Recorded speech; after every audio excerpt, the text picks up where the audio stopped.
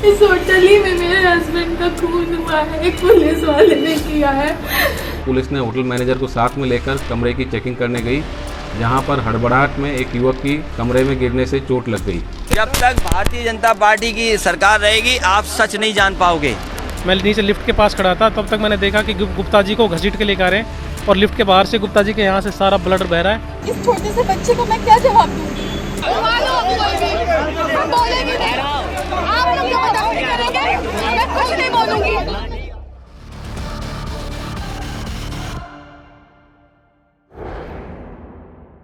नमस्कार, the wire में आपका स्वागत है। मैं हूं आरफा खानम शेरवानी। मनीष गुप्ता नाम के ये कारोबारी जो कानपुर से हैं और गोरखपुर गए थे वो पर्यटन के लिए, टूरिज्म के लिए। जी हाँ, वो गोरखपुर का विकास देखने के लिए वहाँ पहुँचे थे कि कितना डेवलप्ड, कितना विकसित हो चुका है गोरखपुर। और बताया जाता है कि वो योगी आदित्यनाथ के बाकायदा एडमायरर हैं, प्रशंसक हैं, उनके फ़ैन हैं।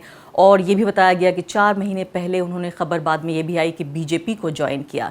ये वो व्यक्ति है जिसका नाम अब घर घर तक पहुंच गया है, क्योंकि जिस बेदर्दी और निर्दयता के साथ इस व्यक्ति के साथ सलूक किया गया है वो अपने आप में ये बताता है कि कैसे भारत में कानून का राज पूरे तरीके से खतरे में है। जी हाँ, मनीष गुप्ता का मैं जिक्र कर रही हूँ, जो अपने 2 अन्य दोस्तों के साथ गोरखपुर पहुँचे और आधी रात के बाद होटल के दरवाजे पर, यानी जिस कमरे में वो ठहरे हुए थे उसके दरवाजे पर पुलिस ने दस्तक दी, रेड दी उस होटल पर। कुछ सस्पिशियस लोगों की पुलिस का कहना है कि उसको तलाश थी। वहाँ जो 2 लोग मौजूद थे उन्होंने अपने आइडेंटिटी कार्ड्स दिखा दिए और मनीष गुप्ता को देरी हो रही थी आइडेंटिटी कार्ड दिखाने में। और इल्ज़ाम ये है उनकी पत्नी का, उनका बयान भी हम सुनवाएंगे कि इस बुरी तरीके से पीटा गया। और जो उनके साथी भी हैं वो ये कह रहे हैं कि पहले उन्होंने उनको थप्पड़ लगाते हुए देखा और फिर जो बट्स जो थी उनकी, जो राइफ़ल है पुलिस की, उससे इतना ज़्यादा उनको मारा गया कि उनकी मौत हो गई अस्पताल में। पुलिस का बयान अलग है, वो भी हम आपको दिखाएंगे, लेकिन ये उनकी पत्नी का आरोप है कि ना दिखाने पर या देरी करने पर पहचान पत्र दिखाने में ये उनके साथ सलूक किया गया। पुलिस आधी रात के बाद दबिश दे रही थी, रेड दे रही थी होटल पर, और कुछ इस तरीके की तस्वीरें जो अपनी स्क्रीन पर भी देख रहे हैं ये देखने को मिली। लगातार पूरे सोशल मीडिया पर इस घटनाक्रम को लेकर चर्चा हो रही है कि किस तरह का जुल्म, ज्यादती इस व्यक्ति के साथ किया गया। आइए पहले हम देख लेते हैं कि मनीष गुप्ता की पत्नी, उन्होंने क्या कहा और उसके बाद पुलिस का बयान भी। सबसे विनती है, इस होटल ही में मेरे हस्बैंड का खून हुआ है, एक पुलिस वाले ने किया है। प्लीज न्याय दिला दीजिए। आप देखिए बाकी सारी क्लिप, कहीं खून नहीं है, वो खून से लथपथ थे। 2 दोस्तों ने भी बताया यहीं पे खून भरा हुआ था। होटल वालों ने सब साफ करवा दिया। प्लीज मदद करिए, मेरे पति को न्याय दिलाइए प्लीज। तो मनीष गुप्ता, जिनकी उम्र 36 साल है, कानपुर के रहने वाले, ये रियल एस्टेट डेवलपर हैं, यानी कि जिनको बिल्डर भी कहा जाता है, वो हैं। और उनका एक 5 साल का बच्चा है। देखा नहीं जा रहा है उनकी पत्नी का ये दुख। हालांकि अब जो खबर है वो ये कि राजनीतिक लीपापोती की कोशिश की जा रही है, क्योंकि ये मुद्दा एक राष्ट्रीय मुद्दा बन गया है। और अब ये भी खबर आ रही है कि मुख्यमंत्री से मुलाकात के बाद अब आदित्यनाथ ने कहा है कि उनको, मीनाक्षी गुप्ता को, कानपुर विकास प्राधिकरण में OSD के पद पर उनकी नियुक्ति की जाएगी और इस बाकायदा पद को बनाया जाएगा, इसको सृजित करके उनकी नियुक्ति की जाएगी। और ये भी बताया जा रहा है, उसके बाद बयान ये आए हैं कि वो ये कह रही हैं उनकी पत्नी कि मुख्यमंत्री ने मेरी तमाम मांगे मान ली हैं। बहुत अच्छे से हो पाए। वहाँ जाके वो ये बात खुद ही समझ रहे हैं कि मैं वहाँ जाके ये कार्य नहीं कर सकती। उन्होंने मेरी इस केस को बहुत अच्छे से डीपली समझकर, बिल्कुल जुड़कर, बिल्कुल सही फैसला किया है। बहुत अच्छे से उनसे सहमत हूँ और बहुत बहुत शुक्रगुजार हूँ CM जी। ये समझ में आता है, आप पूरा सीक्वेंस अगर समझने की कोशिश करें इस पूरी घटना का, जो वो ये कह रही हैं कि मेरे पति की हत्या की गई है, उससे लेकर अब वो ये कह रही हैं कि मुख्यमंत्री ने मेरी मांगें मान ली हैं। एक महिला जिसका पति अब उस दुनिया में नहीं है, एक बेसहारा महिला, जाहिर है राजनीतिक दबावों के आगे वो जो कुछ न कह दे वो कम है। लेकिन फिलहाल सबसे बड़ी बात, इस एक घटना को क्यों हम इस कार्यक्रम में चर्चा कर रहे हैं। पहली सबसे बड़ी बात तो जो पुलिस का जो काम है वो है हमारी सुरक्षा करना। आम नागरिकों की सुरक्षा करना। और मैं यहाँ याद दिलाना चाहती हूँ भारत की पुलिस बल को कि हमारे पैसे से, टैक्स पेयर के पैसे से तनख्वाह जाती है और वो सरकार के मुलाजिम, सरकारी मुलाजिम, इस जॉब को कहा जाता है कि काम सरकारी मुलाजमत है लेकिन जनता का मुलाजिम होता है। जो पुलिस अधिकारी है वो जनता का, आम आदमी का मुलाजिम है, क्योंकि उसके पैसे से उसकी तनख्वाह जाती है और उसकी जवाबदेही जो है वो भारत के संविधान के प्रति है, उसकी जवाबदेही आम जनता के प्रति है, उसकी जवाबदेही अपने सियासी आकाओं के प्रति नहीं है। तो सबसे बड़ी बात कि पिछले कई सालों में लगातार हमने देखा कि जो कमज़ोर तबके हैं उनके ऊपर पुलिस का जुल्म कहर जिस तरह से बरपा हुआ, और जो प्रिविलेज क्लास है जिसको खासकर हम जो कहते हैं कि अपर कास्ट, अपर क्लास जो क्लास है वो खामोशी से बैठा देखता रहा कि सिर्फ इन लोगों को सज़ा दी जा रही है तो हम नहीं बोलेंगे। तो इससे पहले कि मैं आपको ये बताऊं कि उत्तर प्रदेश में जो गिरती कानून व्यवस्था है, जो ब्रेक डाउन है लॉ एंड ऑर्डर का, वो उत्तर प्रदेश के चुनाव में भी एक बड़ा मुद्दा है। लगातार पिछले सालों में आपने वायर पर भी इस मुद्दे पर रिपोर्टिंग देखी होगी कि वैसे भी बहुत अच्छी न्याय व्यवस्था नहीं थी, लेकिन खासकर पिछले कुछ सालों में जो नया एडमिनिस्ट्रेशन था पिछले 5 साल का, उनको खासकर मद्देनज़र रखते हुए किस तरह से संविधान का मजाक उड़ाया गया। और जो ठोक दो राजनीति के कोई भी व्यक्ति अगर गुनाह करता हुआ नजर आ रहा है, जुर्म करता हुआ नजर आ रहा है, तो ठोक दो की जो पूरी एक राजनीति है और प्रशासनिक नीति है, उसने किस तरीके से कानून के राज का मजाक उड़ाया है। उससे पहले ये आप तस्वीर देखिए, मोइनुल हक की वो तस्वीर, ये वो व्यक्ति जो कि उन लोगों में शामिल है जिनमें ये बताया गया कि असम में इसको, जो बाकी लोगों को भी जो इवैक्यूएशन किया जा रहा था, उन लोगों को उनके मुताबिक, पुलिस के मुताबिक कि जो वहाँ सरकारी ज़मीन है उससे अलग हटाया जा रहा था क्योंकि गैर कानूनी तरीके से वो वहाँ पर रह रहे थे। उसी दौरान हाथ में डंडा लिए हुए मोइनुल हक की ये तस्वीर पत्थर पर जो लिखी ताबीर है उसकी तरह हमारे जहन में ये समा गई है कि किस तरीके से जो पुलिस ब्रुटैलिटी है, जो पुलिस की बर्बरता है, जो जुल्म है। और पुलिस का मतलब होता है स्टेट, पुलिस का मतलब होता है राज्य, पुलिस का मतलब होता है सरकार, यानी सरकार की जुल्म और ज़्यादती की ये तस्वीर जिस पर अब बहुत सारे कार्टूनिस्ट जो हैं उन्होंने एक कार्टून बना दिए हैं, मीम बन गए हैं, हमारी याददाश्त शायद ये कभी बाहर ना जा सके कि एक तस्वीर में सब कुछ समा गया है कि भारत का एक आम नागरिक, देखिए आप कितने सारे पुलिस वाले हैं, एक डंडी लेकर आया हुआ व्यक्ति, मान लेते हैं कि ये हॉस्टाइल रहा होगा, मान लेते हैं कि हो सकता है ये हमलावर भी होने की कोशिश कर रहा हो, लेकिन क्या एक हाथ में लाठी डंडा लिए हुए ये व्यक्ति इतने सारे बंदूकधारी पुलिसधारियों के सामने क्या इतना भारी पड़ रहा था कि उसके सीने में इस तरह से गोली ठोक दी गई।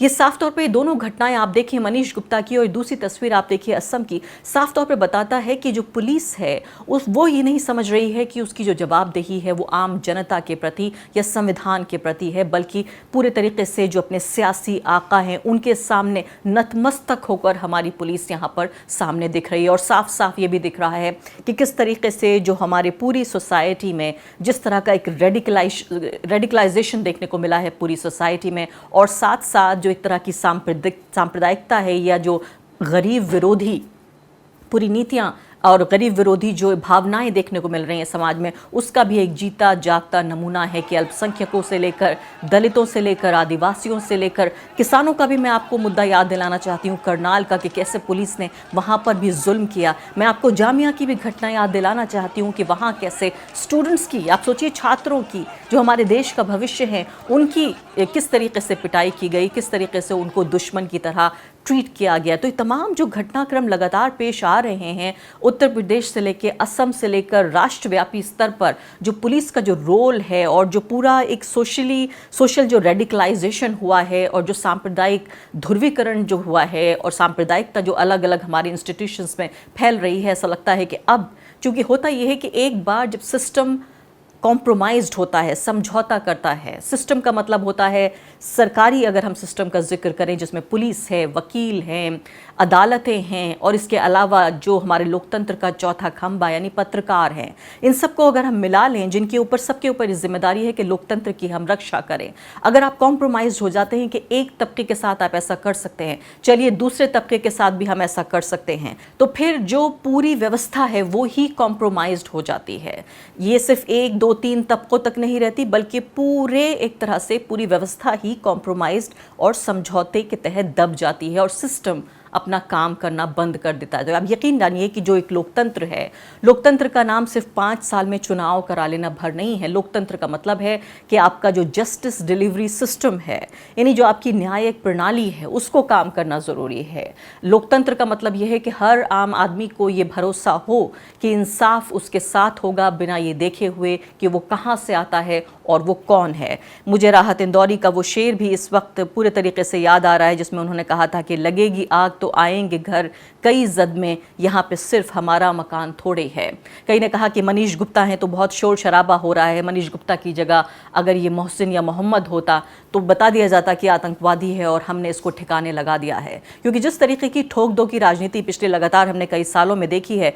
नेहा दीक्षित की ये रिपोर्ट हालांकि 2018 की ये रिपोर्ट है, अगर हम इसको देखने की कोशिश करें, इनमें बाकायदा उन लोगों के ऊपर उन्होंने रिपोर्टिंग की, 14 परिवारों से जाके मिली नेहा, जो कि एनकाउंटर के कर दिए गया जिन लोगों का, उनके परिवारों से वो जाकर मिली। उन्होंने देखा कि इनमें ज़्यादातर बेशतर लोग जो हैं वो या तो अल्पसंख्यक समुदाय के हैं या जो तथाकथित निचली जातियां कहलाई जाती हैं उन परिवारों से हैं। यानी साफ तौर पर जो कमज़ोर तबके के लोग हैं उनके ऊपर निशाना साधा गया और ऐसा लगा कि पुलिस को ही सब कुछ कर देना है, चाहे विकास दुबे का मामला रहा हो या इन कमज़ोर तबके के लोगों का मामला हो। माना कि कोई गैंगस्टर है, उसके बावजूद भी आप ये देखिए जो कानून का राज, जिसको मैं बार बार इस शब्द को मैं दोहरा रही हूँ, इसको दोहराने का मकसद ही सिर्फ इतना है कि अगर पुलिस को ये लगता है कि ठीक है ये आदमी क्रिमिनल है, मान लेते हैं कि ये आदमी मुजरिम है, पुलिस ने उसे गिरफ्तार किया, तो पुलिस का काम है गवाहों को, सबूतों को इकट्ठा करना, न्यायालय के सामने पेश करना। न्यायालय को फैसला देना होता है कि इस व्यक्ति को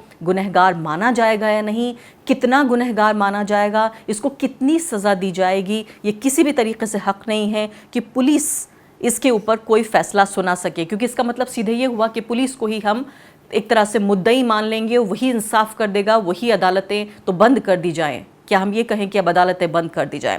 सुप्रीम कोर्ट का ये एक लैंडमार्क जजमेंट है 2012 का, मैं उसका एक हिस्सा आपको पढ़ के सुनाना चाहती हूँ। सुप्रीम कोर्ट ने कहा है कि ये ड्यूटी नहीं है पुलिस अधिकारियों की कि जो अक्यूज्ड है, जो आरोपी है, उसको मार दिया जाए सिर्फ इसलिए क्योंकि वो एक क्रिमिनल है। बेशक पुलिस को अरेस्ट करना है अक्यूज को और उनको ट्रायल में लेके आना है।